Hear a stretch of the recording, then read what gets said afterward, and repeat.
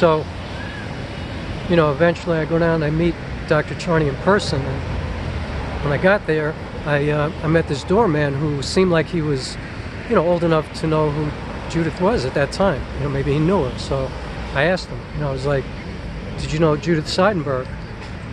And he looked at me and he was like, Judy? And I was like, oh, I'm sorry. Judy, yeah. He's like, why? Like he was defensive or something, you know? And I was like, well, she was actually my my biological mother. And he's like, Judy had a son? He was just shocked, just completely floored. But anyway, he told me this great story about her. He told me that every morning she would get up and she would walk all the way down to the village, like, you know, 5 miles. And she would buy all this silver jewelry, like cheap jewelry, you know, nothing expensive. She didn't have any money or anything like that. But she'd buy this jewelry and then she'd walk all the way back uptown. And apparently she would gift all of that jewelry to him and all the other doormen and like all the porters in the building too.